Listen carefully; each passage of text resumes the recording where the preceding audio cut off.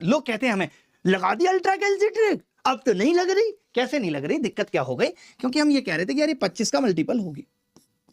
ये तो मैं देख के ही बता सकता हूं, 25 से वो संख्या कटती है जिसके लास्ट के 2 डिजिट 25 से कटते हैं।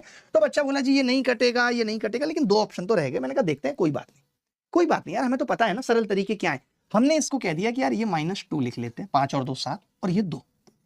अब आपको ये बताना है, तो आपने कहा x प्लस वाई की क्यूब -3xy और x प्लस वाई। आपको किसी ने नहीं बताया होगा कि इन सवालों में भी डिजिटल सम लगता है। अब x प्लस वाई की क्यूब कितनी है? -8।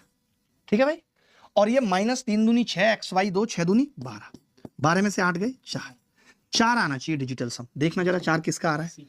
5 और 4 9, ये 4 आ रहा है। सी इज द करेक्ट आंसर। ये सवाल आरआरबी एनटीपीसी 2025 में पूछा गया, आरआरबी एनटीपीसी 2025 में पूछा गया।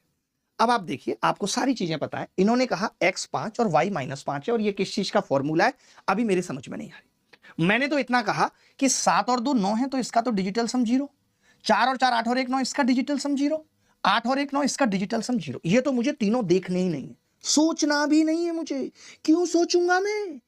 पगला थोड़ी हूं। नहीं, आपने कहा कि जी x की क्यूब है तो 5 की क्यूब यानी 6 और 4 10 का डिजिटल सम 1, और 5 की क्यूब है भैया, 5 की क्यूब कितना होती है? 125। 125 का डिजिटल सम 5 और 2 7 और 1 8, यानी जो भी उत्तर होगा वो 8 डिजिटल सम होगा। 3 1 6 एक ही ऑप्शन है। दुर्गा जी बताइए, क्या बच्चे का दिमाग थकेगा अगर वो पेपर में ऐसे करेगा तो? अरे जब डिजिटल सम सीखा है तो जितनी जगह लगाया जा सकता है वो हर एक जगह तक मैं आपको लेके जाऊं। देखिए जरा, अब कमाल की बात देखिए। अब मैं क्या बता रहा था? मैं ये कह रहा था अगर ये 3 हो गया डिजिटल सम, 3 हो गया, 3 जब भी 3 होगा ध्यान रखना, फिर से कह रहा हूं जब भी 3 होगा ध्यान रखना, तो आपको ये पता लग जाएगा। मैं लिखूंगा भी और मिटा दूंगा। x - y की क्यूब, दुर्गा साहब देखिएगा, प्लस 3xy x - y। ठीक है भाई, तो मैं ये कह रहा हूं कि जब मुझे मालूम है कि xy 3 होगा, ये 3 होगा, और एक 3 ऑलरेडी है, तो इसका डिजिटल सम तो 0 हो जाएगा। लिखने की जरूरत नहीं है कभी। अगर ये 3 का भी मल्टीपल है तो लिखने की जरूरत नहीं है। क्यों? क्योंकि एक 3 तो यहां भी आता है। आता है या नहीं आता? तो फिर हम समझ गए कि यार 5 और 2 7, 7 मतलब -2, और -2 की क्यूब करूंगा -8, -8 में 9 जोड़ूंगा, तो डिजिटल सम उत्तर का 1 आना चाहिए। एक किस ऑप्शन में आ रहा? आप बताओ कितना लंबा सवाल है ये। नानी याद आ जाएगी इस सवाल को करने में, गारंटी से कह रहा हूं। और ये सीपीओ 2024 में आया है। आप यूनिट डिजिट से बात नहीं कर सकता किसी का इस सवाल को।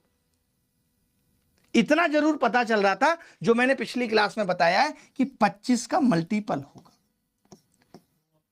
25 का मल्टीपल होगा। ये बात तो पता चल रही है लास्ट क्लास के हिसाब से। क्यों? क्योंकि इसका फैक्टर में x - y आता है।